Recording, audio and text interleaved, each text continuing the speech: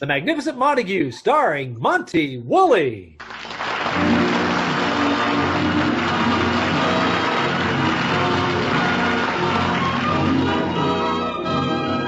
Yes, it's The Magnificent Montague, the Saturday night transcribed feature on NBC's All-Star Festival of Comedy, Music, Mystery, and Drama, brought to you by Anacin for fast relief of headache, neuritis, and neuralgia, and by RCA Victor, the world leader in radio, first in recorded music, and first in television. It's from them we hear this word.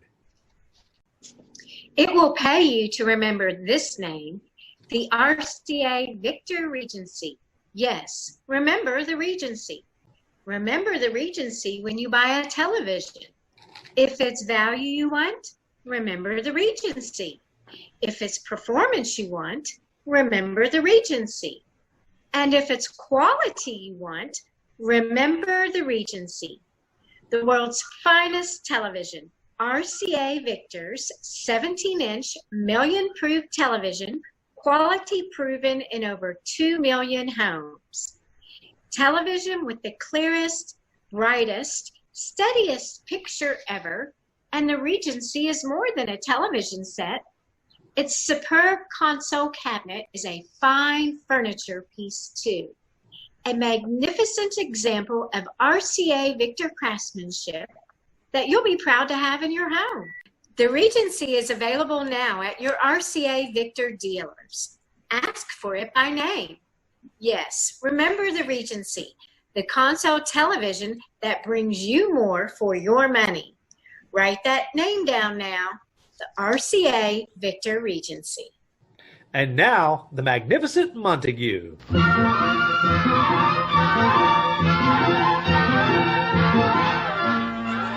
Although Edwin, the Magnificent Montague, left the stage to become Uncle Goodhart, hero of an afternoon radio program, he has remained a member and moving force of the Proscenium Club, that stalwart organization of Shakespearean actors who live in an unemployed world of their own.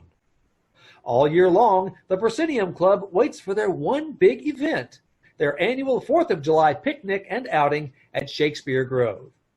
It's the morning of the great event, and the Montague have partnered, his wife Lily and Agnes, the maid, are making up lunch baskets. Got the mustard. Agnes is very happy. Have you got the pickles? Have you got the relish? Have you Agnes! Yeah, honey. Oh, good. You have the lunch baskets almost packed. What a picnic. Look at this food. Fried chicken, potato salad, deviled eggs, chocolate cake. Boy, are those ants gonna live. Everything looks so... Oh, wait a minute, Agnes. Oh, what, honey? I just remembered. Edwin hates deviled eggs. Well, so what? Well, it'll spoil the picnic for him. What picnic? Well, Agnes, isn't that lunch for the Proscenium Club 4th of July picnic? Are you kidding? This is for my picnic. Your picnic? Well, yeah. My social club, the Unattached Girls of East 37th Street's throwing one. Oh, dear. I thought that lunch was for Edwin. Ah, don't worry. I'll fix him one right now. Oh, good. Have I got the poison? Have I got the arsenic? Agnes! Oh, why don't you come along with us? Oh, honey, please don't trap me into one of those outdoor memorial services the Proscenium Club calls a picnic. But, Agnes, it's always great fun. You know, the picnic with Edwin's old actor friends. Fun? With those stuffy old actors? Oh, Agnes, you know the picnics are very informal. Oh, a real fun-loving bunch of madcaps sitting around under the trees with their spats unbuttoned. Agnes, you know there's always swimming. Oh, now that's worth seeing. The swimming suits those old fogies climb into. Well, it may be a little conservative and old-fashioned, but... Well, whatever it is, it's the only place you can see a double-breasted bathing suit with a belt in the back. Oh, come on, Agnes. Oh, the campfire with those long, dull recitations from Shakespeare. And then your husband takes over with his annual rendering of Hamlet's soliloquy. Well, I can still hear the voice ringing through the woods. It really gets 'em. Well, it must. Last year, 200 moose came running looking for mates. Oh, Agnes, it just won't be the same without you. No, honey, I'm all set to go with the unattached girls of East 37th Street. The entertainment committee has lined up a boat ride all the way up to Bear Mountain, and the invitation says campfire, songs, and dancing. Oh, dancing at Bear Mountain? Then you all have dates. Dates? Those girls? Are you kidding? Then who are you going to dance with? The bears, I guess. Oh, Agnes. Oh, wait till those bears get a load of my club. Well, there'll be an early hibernation this year. Oh, come on along to the Proscenium Club picnic with us, Agnes. Edwin will be... Uh-oh, I hear him. He's out in the... Oh, now comes the warming of the magnificent Montague's tonsils. Airade! Go to your shelters! Agnes, please. Good morning, Lily. Good morning, Edwin. Gad, you look lovely this morning, Lily. Good morning, Mr. Montague. Gad. Oh, now, Edwin, Agnes is very attractive this morning. Attractive? Lily, must she always wear those curlers in her hair? What's she trying to attract? Lightning? Just look who's talking about beauty. The face with the hanging garden. Oh, please stop it, both of you. Oh, it's so nice to have a man around the house. And we're stuck with a monster. Independence Day. This is the beginning of the 4th. Must we have a maid that sounds like she just had a 5th? Agnes, don't answer him. Just bring in Edwin's breakfast. Breakfast. My morning tussle with Tomei. Oh, stop picking on her. Besides, you have a big day in front of you. Right after your radio broadcast this afternoon, we're going to the Proscenium Club annual picnic. Yes, Lily. Tonight, round the campfire, with all my faithful friends of the stage round me, I can forget for a moment that I, the magnificent Montague, deserted the theater for radio. From Hamlet to Uncle Goodhart 5 times a week. Aye, what a rogue and peasant slave am I! My offense is rank, O beauty conscience. Villainy, I am thy chief. Now, what do you want with your eggs, Ham? I mean, what do you want with your eggs, Ham? Oh, don't make over a slip of the tongue. Agnes, if that tongue of yours ever slipped, it would hit the ground. Oh, Edwin, don't feel so guilty about going on with the radio. Tonight, when you give your annual reading of Hamlet's soliloquy, you'll once again be the magnificent Montague. Oh, don't think you'd better rehearse it, though, first? I rehearse Hamlet's soliloquy? Well, shame on you, Lily. I know it like I know the back of my own hand. To be or not to be, that is the problem. That is the question. That is the question. Whether it is safer in the mind to... Nobler in the mind. Nobler in the mind to suffer the arrows and slings. Slings and arrows. Slings and arrows of courageous fortune. Outrageous fortune? Outrageous fortune. Or to take arms against the pack of trouble. Sea of trouble. A sea of trouble. A mess of trouble. A mess of trouble. Agnes! Oh, this is fun. Quiet! To die, to sleep, perchance to wake. Perchance to dream. Perchance to dream. Perchance to snore. Perchance to snort. Lily, get her out of here. Quiet, Agnes. Now go on. Aye, to sleep, perchance to dream. Aye, there's the rub. Oh, bravo, Edwin, bravo. And you thought I forgot. Mr. Montague, you sure know it like the back of your own hand. Well, thank you. You must have been wearing gloves for 50 years. Excuse me, Agnes, for exposing your delicate brain to culture. Hereafter, with you in the room, we'll only quote from the racing form. Well, never mind, Agnes, Edwin. You sounded wonderful. They'll cheer you at the campfire tonight. Oh, I've got to get things ready for the picnic. Wait, Lily. What is it, Edwin? Lily, I'm not going. What? Well, you haven't missed a Proscenium Club 4th of July picnic in your whole life. I know, but Lily, this year I can't face it. Edwin. Lily, the club never found out I'd deserve the ranks for the gold of radio. I'm not going. It's a mockery. Edwin, the Proscenium picnic is more than just a group of Shakespearean actors having an outing. I know. It's the 4th of July. Well, it's more than just the date of the signing of the Declaration of Independence. It's where we first met. On the day it was signed. Hush, Agnes. Lily, now I remember. We did meet at the Proscenium Club picnic. I was with the Garrett Gaieties at the time, and I came to the picnic with one of the fellas from the show. And I was playing King Lear. Now, what girl did I bring? Betsy Ross? Please. Now, remember, we sat next to each other at the campfire, and we sang that big song of the year. Now, what was that? Marching Through Georgia. All right, Agnes. Just for that, no kennel ration for you tonight. Oh, what a picnic that was. You were after me all day. How you flirted. Yes, and how you ran from me. Oh, how you acted so coy. You played so hard to get. You were so hard to take. Please, Agnes, these are our memories. Oh, Edwin, we must go to the picnic. Oh, Lily, we'll find the same tree we carved our initials in.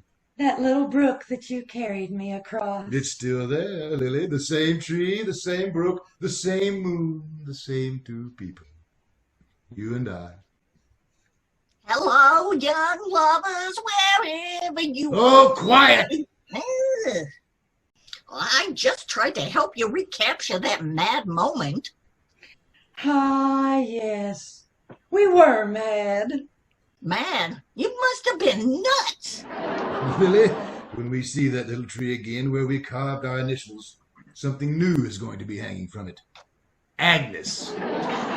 So then you're going to the picnic, Edwin? Am I promised a kiss in the moonlight from a certain beautiful lady?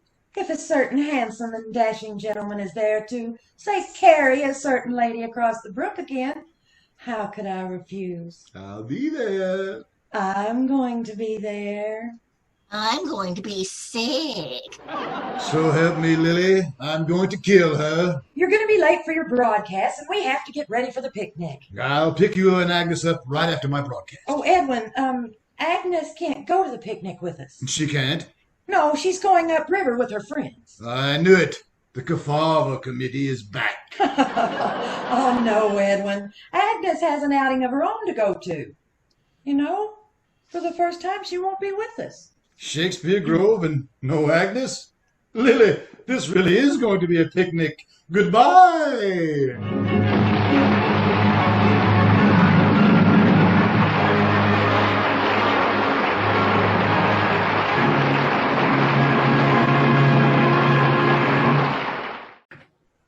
We'll be back with the magnificent Montague in just a moment. If you suffer from pains of headaches, neuritis, and neuralgia, you should discover what many thousands have known for years, that Anacin brings incredibly fast, effective relief.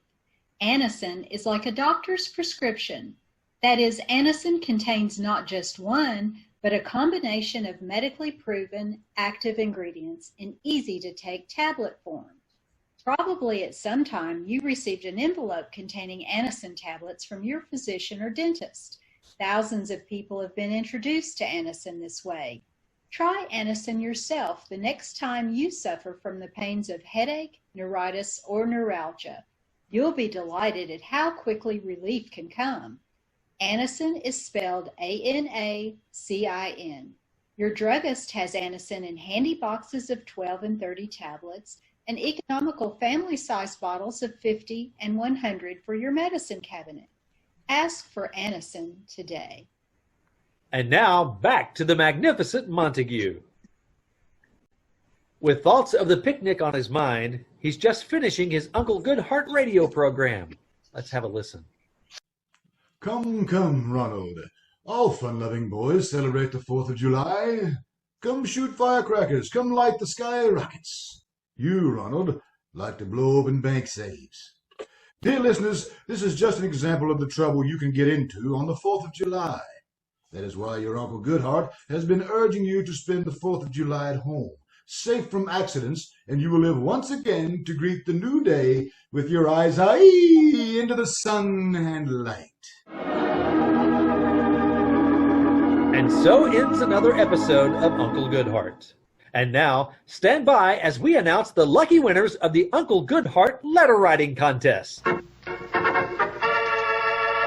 The prize-winning letter on the subject, How I Would Spend the 4th of July at Home with Uncle Goodhart, was written by Mr. and Mrs. Stonewall Patoo of Hemlock Hill, Tennessee.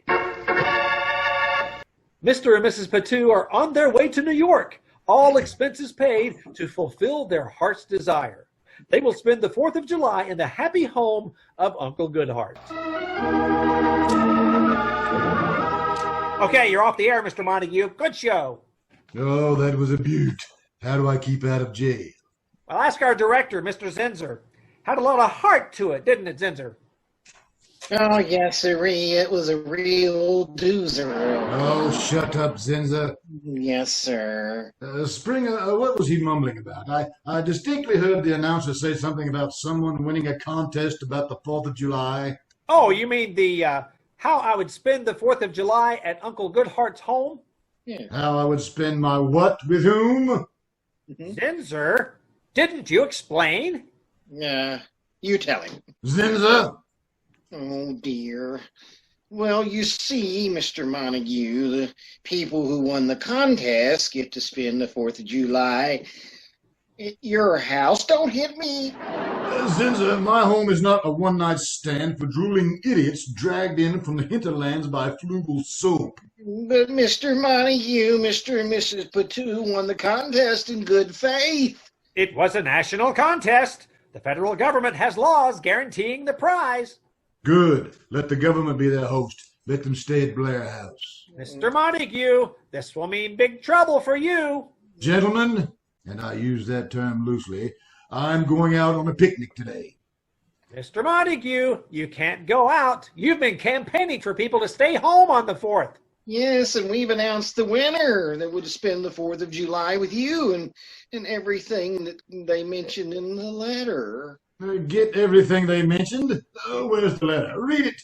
Oh, Go on, Zinzer. well, it says, round about sundown, Ma and I would climb into our Sunday go-to-meeting clothes and show up at Uncle Dear Goodhart's diggings. Yes. And Ma would give Uncle Goodhart wife her own recipe for Southern Dixie goulash, and which Aunt Goodhart would start cooking for dinner. Yes. And then we would sit all around the fireplace singing and gossiping and playing the melodeon and just sitting and listening to Uncle Goodhart's homey philosophy. Yes. Signed, Mr. and Mrs. Stonewall Patoo. That's all, Mr. Montague. It is? Yes. Oh, no. If you think I'm turning my apartment into a sharecropper's villa... Mr. Montague, you have a contract. But I must go to my picnic. Mr. Montague, they're coming in by bus after 2 days and nights of riding. They'll be dead tired. Yeah, they'll probably fall asleep. Sleep? That's it. Now, Zinzer, when you get them off of that bus, I want you to take them sightseeing. Sightseeing? In this heat? They won't make it. Fine. When you arrive at my apartment with them at 6 o'clock, when I open the door, I want them to fall in, out cold.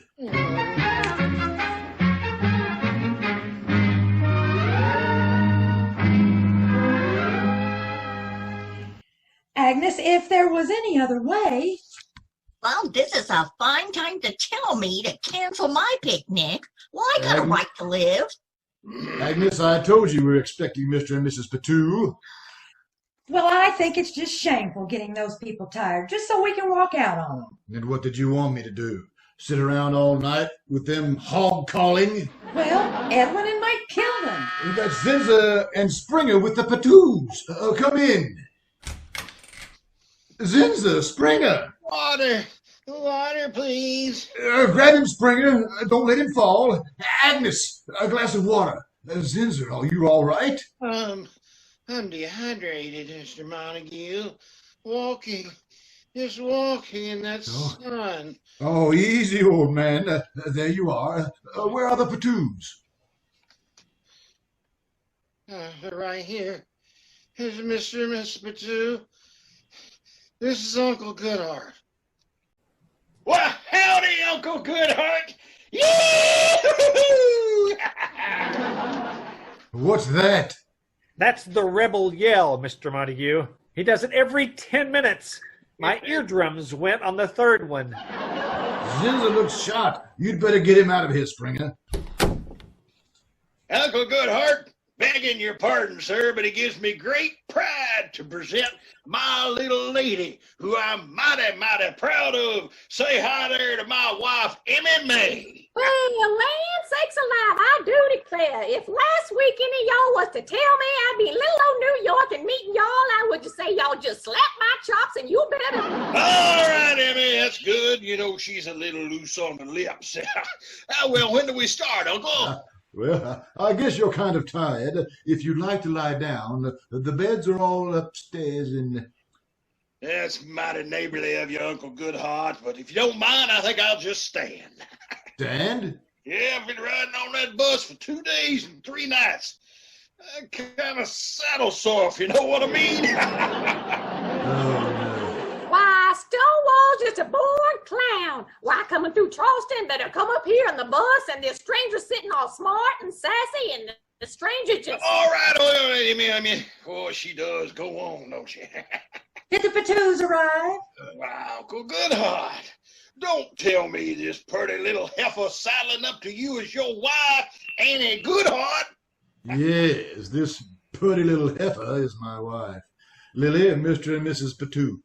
Well, welcome to New York and welcome to our home. I do declare, I done thought when we left that little old Mason-Dixon line, we left hospitality behind us, and here y'all talk like you've known us all along. All right, Emmy, that's good. By the way, what are you women folks standing around for? Get in the kitchen. Well, I got all the beds made and all. Oops, oh, they're here, huh? And this is Agnes. Well. And I'm having the honor of meeting the fair daughter of your family. She's mighty beautiful. Beautiful? My dear Mr. Patoo, I do declare you're stretching Southern civility to the breaking point. This is Agnes, our maid. Good to meet you, ma'am. Well, I don't know why you women folks are standing around here gassing for. I'm hungry. My stomach's hollering. Send it down, boys. Send it down. Well, dinner is, I'm going to eat on the Patoos tonight, just like I said in our letter. Emmy May, fetch me my suitcase over there. The suitcase? Yes, sir. We brought our own victuals. Now, here you are, Mrs. Goodheart. In this suitcase is all the makings of Emmy May's Dixie goulash. Yeah, it's chock full of hog jowls and turnip greens and hominy grits and fatback and chitlins and black-eyed peas, and for flavoring, a couple of squirrel heads. Now, careful when you open it up, though. It's been riding on top of the bus for about 2 days. A little hot up there, might be just a little bit high. What's the matter, Uncle? You look a little green. I'll be all right.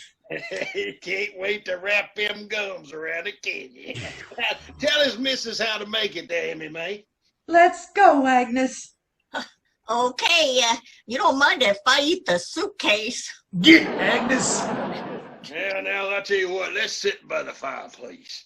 Like we said in the letter, we'll sing some of them oldies but goodies. Well, I'm afraid Here we go. In the Blue Ridge Mountains of Virginia, on the trail of the milk sometime.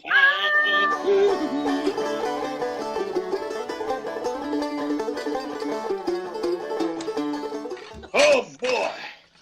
That was a meal, yes, sir. How about it, Mrs. Goodheart? There's still one good squirrel head left. No, thank you. Honey, you didn't taste enough to keep a boll weevil crawling. Oh, Whatever happened to Uncle Goodheart? He swallowed one mouthful, took off like a hound dog dipped in turpentine. Don't explain it to him, Emmy. he'll be out in a minute. Agnes, will you clear the table? Clear it. I wouldn't touch it. Oh, there's Uncle now. Excuse me, I'm still a little shaky. Lily, would you step out here? What is it, Edwin? Lily, we've got to get them to sleep. Edwin, after the meal they just put down, they can't stay awake but for another few minutes. Lily, we've got to put them to sleep. Well, then, I know. Do your Hamlet soliloquy. That hasn't missed yet. Look, I saw him yawn. I'll go back. Died after that meal. Take this easy chair. Just sink into it. Usually after dinner, Stonewall usually just sits around sucking on his teeth with his belt off and his stomach just a-growling and growling and growling. All right, Emmy, all right. Say we sing another song. How about that? Here we go. Kept on reflexing my long Wait. You just relax. And let me read you my philosophy like you said in your letter. Okay. Ever hear of a writer called Shakespeare? Shakespeare. Can you say they have? Well, Emmy May here probably has. She was a high school teacher back in Hemlock Hills. Emmy May, you ever heard of Shakespeare? Oh, but I do declare we used to do a heap of reading out of that Sears and Roebuck. All right, Emmy, all right. Agnes, you play the melodeon in the studio synth, huh? Yeah, just like we asked for in that letter. Go ahead, Agnes. Stand by with pillows, Lily. Man, that's mighty pretty. Isn't it, Emmy May? Mm-hmm. Stonewall, I do declare that I'm just... All right, Emmy May. Relax, my dear Mr. and Mrs. Patoo, and let me read you Hamlet's soliloquy. Watch out there, Uncle. There's women in the room. Relax. Now listen. To be or not to be? That is the question.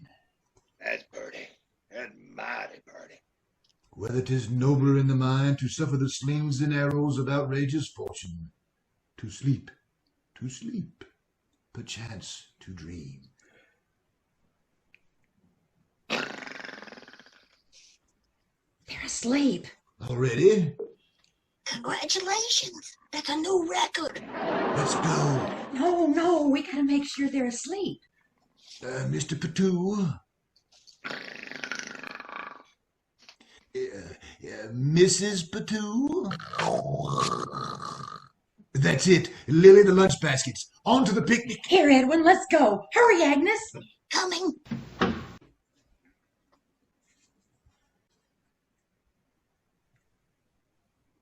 Emmy May. Yeah, Is that old goat and his wife gone? darn tootin'. Mm-hmm. Boy, I thought we was gonna have to hang with them forever. Golly. Oh, Stonewall, you ain't no dummy. I know. Well, now listen. Let's celebrate the 4th as it should be celebrated. Mrs. Patoo, if you'll take my arm, we'll go out and get loaded. It's a glorious 4th of July. Yeah!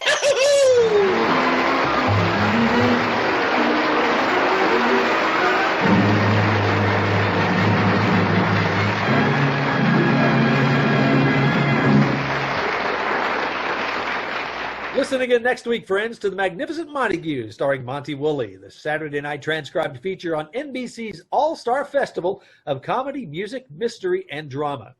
Brought to you by Anacin for fast relief of pain of headache, neuritis, and neuralgia, and by RCA Victor, the world leader in radio, first in recorded music, first in television.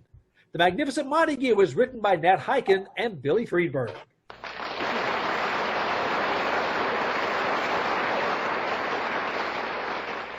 Well, ladies and gentlemen, that is the Magnificent Montague from KCAL. We appreciate you joining us tonight. Hope you enjoyed it.